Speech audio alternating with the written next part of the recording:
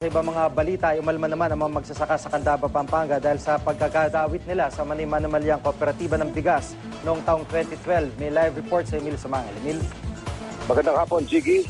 Tunto natin sa libdib na barangay ng Mapaniki sa Candaba, Pampanga.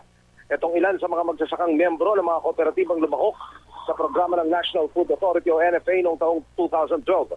Sa ilalim ng programang ito, Jiggy, binigyan ng pagkakataon ang mga farmers cooperative na makapag-angkat ng bigas at kumita sa gitna ng sinasabing krisis sa bigas noon. Pero ayon sa mga kooperatibang dumulog sa GMA News, hindi na nga sila binayaran ng tama, napunta pa sa mga higanting rice importer na nakipagsabwatan di umano sa mga tinuling opisyal ng NFA ang rice allocation o ang itinakdang dami ng bigas na maaaring maangkat sa mga farmers cooperative.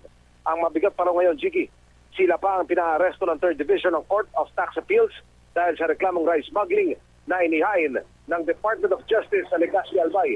Sa Notice of Award, Jiggy, na kanilang ipinakita sa atin, makikita raw kung paano ipineke ang kanilang mga lagda. Sabi ng mga opisyal ng kooperatiba naming nakapanayam, isang rice trader na nagangalang Eleanor Ella Rodriguez ang kanila raw nakatransaksyon at siyang nagpakilala sa kanila sa isang Lea Echeverria. Makikita doon sa mga dokumentong ipresenta sa atin, particular, Jiggy, doon sa deed of assignment, ang lagda ni Echeverria.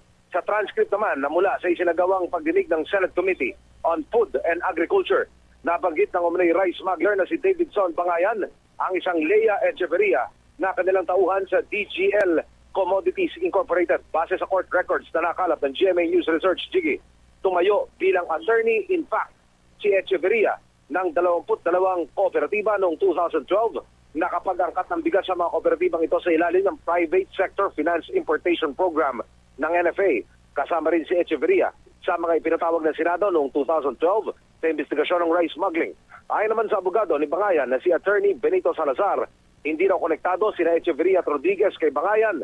Naririnig lang daw niya mga pangalan ng mga ito sa rice industry at Senate hearing.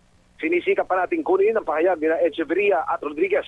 Pero, Jiggy, kung ang mga magsasaka na ating sa pagtatanungin, hindi na raw mahalagang maibalik pa sa kanila yung kanilang mga pinuhunan. Ang mahalaga, malinis ang kanilang mga pangalan at malagot ang tunay na nasa likod ng kalokohang ito. Jiggy.